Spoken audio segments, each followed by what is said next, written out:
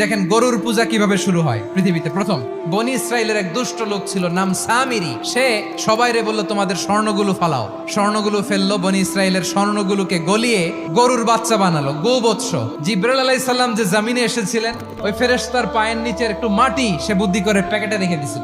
স্বর্ণ দিয়ে বানানো গোবৎস গরুর বাচ্চার গায়ে যখন সেই মাটি ছুঁড়ে দেয়া হলো, এখন বাছুরের ভেতর থেকে ভ্যাঁ ভ্যাঁ আওয়াজ আসতেছে। কি আসতেছে? সবাই তো অবাক। সামিরি বলে, আরে তোমরা যে 70 জন দিয়ে মুসা আলাইহিস সালাম রে পাঠাইছো ওইদিকে, এত ঘুরতেছে, আল্লাহরে খুঁজে পায় না, আল্লাহ তো এটার ভিতরে ঢুকছে। নাউজুবিল্লাহ, এটার ভিতরে সেজদা দাও। এই সেজদা দিয়ে গেল।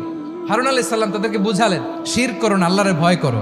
শুধু এতটুকুই তিনি বুঝালেন, দাওয়াতি কাজ পালন করলেন, কিন্তু প্রতিরোধ করেন নাই। এই ঘটনা থেকে শিক্ষা কি? শিক্ষা হচ্ছে, আপনি শিরকের আড্ডাখানা দেখলেও বৃহৎ স্বার্থে তাওহীদের দাওয়াত দিবেন, প্রয়োজনে আপনি ঐক্য নষ্ট করবেন না। সুবহানাল্লাহ পড়বেন না?